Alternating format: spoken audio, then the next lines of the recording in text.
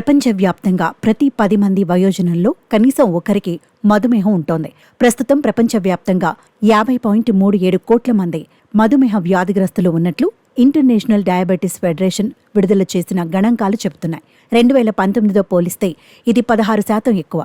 5 ఏళ్ల క్రితం 10.5 లక్షల మంది నేరుగా మధుమేహం వల్లే చనిపోయారని ప్రపంచ ఆరోగ్య సంస్థ చెబుతోంది.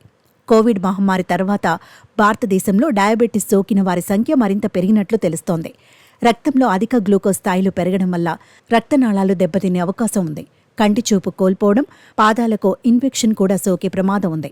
అంధత్వానికి, మూత్రపిండాలు పనిచేయకపోవడానికి, గుండెపోటు వంటి అనారోగ్య సమస్యలకు డయాబెటీస్ ప్రధాన కారణమని ప్రపంచ ఆరోగ్య సంస్థ పేర్కొంటోంది.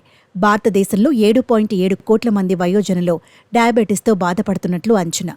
ఈ సంఖ్య 2045 నాటికి 13.4 కోట్లకు చేరుతుందని అంచనా.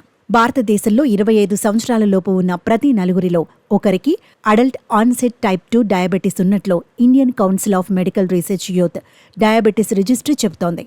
కోవిడ్ మహమ్మారి తీవ్ర స్థాయిలో ఉన్నప్పుడు కూడా దేశంలో డయాబెటీస్ కేసులు పెరిగినట్లు అధ్యయనాలు వెలువడ్డాయి.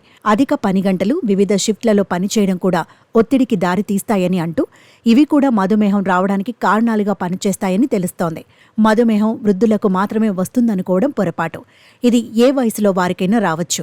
డయాబెటీస్ కొన్నిసార్లు స్టెరాయిడ్లు వాడటం వల్లో, లేదా కోవిడ్ సోకినందువలనో, లేదా మహిళల్లో గర్భం దాల్చిన సమయంలోనూ కూడా సోకుతుంది. అలా వచ్చినప్పుడు జీవనశైలిని సరిచేసుకుని డైట్ పాటిస్తూ మందులు వాడటం ద్వారా నియంత్రణలోకి తెచ్చుకోవచ్చు. వారానికి 2 సార్లు ఉపవాసం చేయడం కూడా ఉత్తమమైన థెరపీ. డయాబెటీస్ నియంత్రణలోకి వచ్చినంత మాత్రాన జీవనశైలిలో చేసిన మార్పులను విస్మరిస్తే మాత్రం డయాబెటీస్ స్థాయిలు పెరగడం తప్పదు.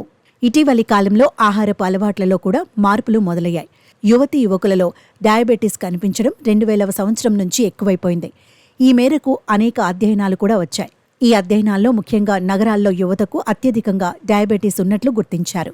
ఆకుకూరలు, చిరుధాన్యాలు, ఓట్స్, దంపుడు బియ్యం, బాదం, వాల్నట్, పిస్తా, జీడిపప్పు కూడా ఆరోగ్యానికి మేలు చేస్తాయి. 30 ఏళ్లు పైబడిన వారందరూ తరచుగా మధుమేహ పరీక్షలు చేయించుకోవాలని భారతదేశంలో డయాబెటీస్కు సంబంధించిన నియమావళి సూచిస్తోంది. 2015-16 మధ్యలో 1.29 కోట్ల మందికి మధుమేహ పరీక్షలు నిర్వహించగా అందులో 8% మందికి మధుమేహం, 12% మందికి హైపర్ టెన్షన్ ఉన్నట్లు తెలిసింది. ఇవన్నీ పరిశీలించిన మీదట జాగ్రత్త కోసం తగిన ఆహారపు అలవాట్లు, జీవన విధాన రూపకల్పన, వైద్య పరీక్షలు చాలా అవసరం.